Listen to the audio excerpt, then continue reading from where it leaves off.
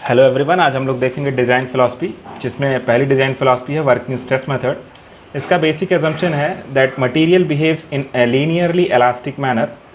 ठीक, इसका design criteria है failure of on attainment of yield stress. ठीक, मतलब अगर कोई स्ट्रक्चर हमने डिज़ाइन किया है वर्किंग स्ट्रेस मेथड से और वो यील्ड स्ट्रेस को अटेन कर लेता है तो हम मान लेंगे कि वो स्ट्रक्चर फेल हो चुका है।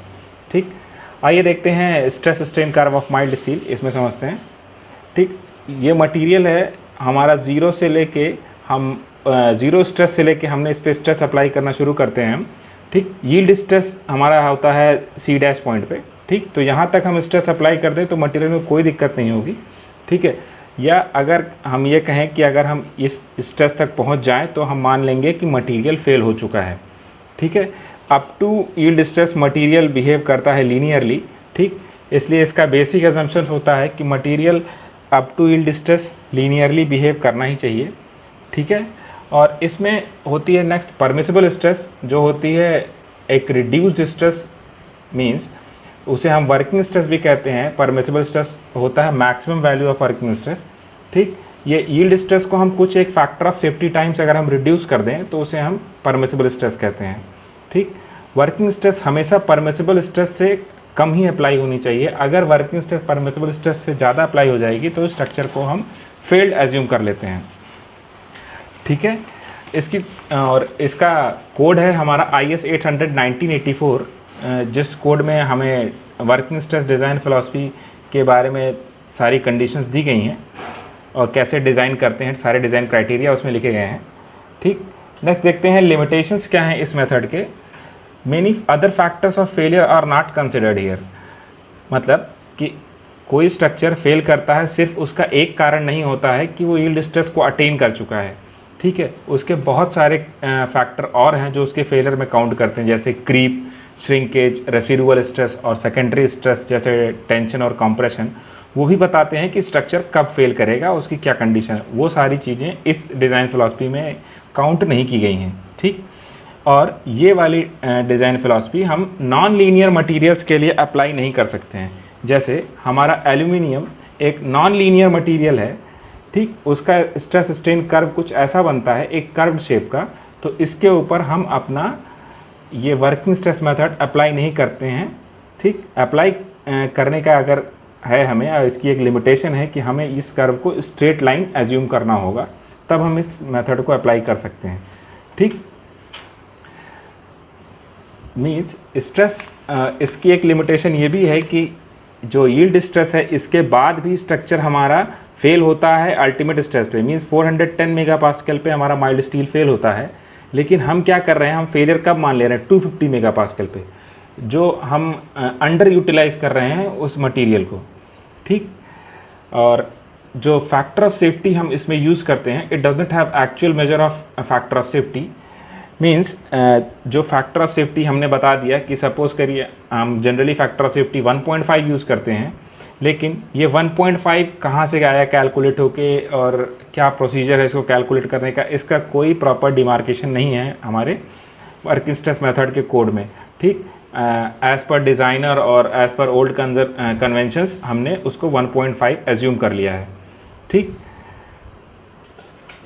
और इसमें हम अलग अलग लोड्स को डिस्क्रिमिनेट नहीं कर पाते हैं। जैसे कि हमारे पास दो अलग अलग लोड्स हैं, वर्किंग लाइव लोड है, डेड लोड है, या क्रेन लोड है, सीज़मिक लोड है। इसमें हम लोड्स को डिस्क्रिमिनेट करके नहीं काउंट कर पाते हैं। इसमें टोटल कंबाइंड लोड एक ही साथ देखना होता है हमें डिज़ाइन करने के लिए। नेक्स्ट डिज़ाइन फिलॉसफी है हमारी अल्टीमेट लोड डिज़ाइन। ठीक, इसको हम और कई नामों से जानते हैं, जैसे load factor method, ultimate strength method, plastic design method. ठीक, इसकी डिज़ाइन क्राइटेरिया है अल्टीमेट स्ट्रेंथ। ठीक है, अगर इस डिज़ाइन क्राइटेरिया में हम अल्टीमेट स्ट्रेंथ तक पहुंच जाते हैं तो हम ये मान लेते हैं कि ये स्ट्रक्चर फेल हो चुका है। ठीक, और और ये हमें स्ट्रक्चर, ये हम विजुलाइज कैसे करते हैं कि अगर कोई स्ट्रक्चर कोलैप्स कर गया है तो हम ये मान लेंगे कि वो फेल कर गया। ठीक है, मीन्स इसका एक फार्मूला है, collapse load means at load which the structure will collapse is equals to working load, means जो लोड उस स्ट्रक्चर पे आ रहा है, मल्टीप्लाइड बाय लोड फैक्टर। ठीक, लोड फैक्टर हमें कोड में दिया होता है इस मेथड के। ठीक, इसमें इस मेथड में ये कहा गया कि स्ट्रक्चर जब फेल होता है तो उसमें प्लास्टिक मोमेंट तक हम स्ट्रेस अप्लाई कर चुके होते हैं, इतना स्ट्रेस अप्लाई कर चुके होते हैं कि उसमें एक प्लास्टिक मोमेंट जनरेट हो जाता है।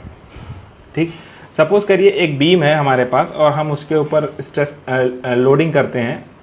ठीक, तो स्ट्रेस उसमें जो आता है कुछ यील्ड स्ट्रेस तक आता है और फिर उसके न्यूट्रल एक्सिस की तरफ उसमें स्ट्रेस कम होता रहता है।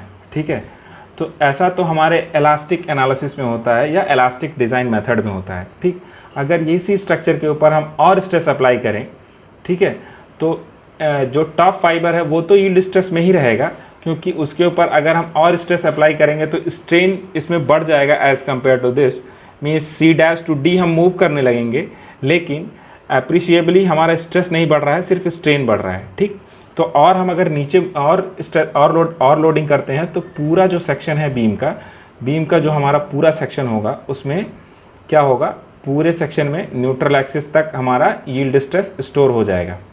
ठीक, तो हम कब मानेंगे उस स्ट्रक्चर को फेल्ड, जब उसमें पूरे सेक्शन में, ठीक, from top fibre to neutral axis yield stress store हो चुका है और एक प्लास्टिक मोमेंट आ चुका है। ठीक, तो उस पॉइंट पे, जिस पॉइंट पे ऐसा कंडीशन जनरेट हो रहा है, तो उस पॉइंट पे एक प्लास्टिक हिंज बन जाती है, मींस उस पॉइंट पे स्ट्रक्चर हमारा इनफाइनाइट रोटेशन शो करने लगता है।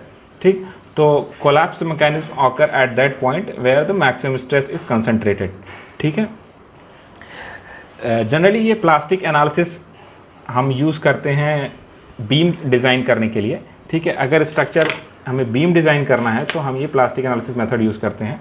ठीक, एक ये मेथड स्ट्रिक्टली हम अप्लाई करते हैं इनडिटर्मिनेट स्ट्रक्चर या जिसे हम रिडंडेंट स्ट्रक्चर्स कहते हैं उनके लिए अप्लाई करते हैं। ठीक, ये स्ट्रक्चर अच्छा है हमारे वर्किंग स्ट्रेस मेथड से, क्योंकि ये क्या करता है, रिजर्व स्ट्रेंथ जो है 250 मेगापास्कल से 410 मेगापास्कल की, वो स्ट्रेंथ भी यूटिलाइज करने की कोशिश कर रहा है। ठीक, इस मेथड के भी कुछ लिमिटेशंस हैं। ठीक, जैसे ये सर्विसेबल कंडीशन को कंसिडर नहीं करता। सर्विसेबल कंडीशन मतलब जैसे वो स्ट्रक्चर फेल करेगा, ठीक, तो उसमें ऐसा भी हो सकता है कि डिफ्लेक्शन ज़्यादा हो जाए, उस कंडीशन में स्ट्रक्चर फेल करे, या उसमें क्रैक आ जाए, उस कंडीशन में फेल करे। ठीक, तो उन सारी कंडीशंस को ये काउंट नहीं करता। ठीक, नेक्स्ट है इसका लिमिटेशन जो लोड फैक्टर है। लोड फैक्टर है हमारा, वो सिर्फ लोड के इम्परफेक्शन को काउंट करता है। ठीक, कि लोड अगर उस सर्टेन लिमिट से ज़्यादा हो जाए तो लोड फैक्टर में काउंट हो जाएगा वो। ठीक है, लेकिन अगर मटेरियल में हमारी दिक्कत है, मटेरियल इम्परफेक्ट है, सपोज ये हमारा जो माइल्ड स्टील हमने यूज़ किया, इसका यील्ड स्ट्रेस 250 मेगापास्कल ना होके 210 मेगापास्कल ही होता, तो इस मटेरियल इम्परफेक्शन को इस डिज़ाइन फिलॉसफी में काउंट नहीं किया गया है, वो अपने आप स्ट्रक्चर फेल हो जाता। ठीक, और इस स्ट्रक्चर की, इस डिज़ाइन फिलॉसफी की एक और कमी है कि इसने ये एज्यूम कर लिया है कि उस स्ट्रक्चर पे सारे लोड जितने भी हैं, live load, dead load, earthquake या सीस्मिक लोड, जो कुछ भी हैं, सारे लोड एक ही टाइम पे आ जाते हैं। ठीक, और उनका सारे लोड्स का एक ही लोड फैक्टर है, means certainty of occurrence of that load is constant for every time. ठीक, okay, thank you everyone. For next day we will have limit state design philosophy.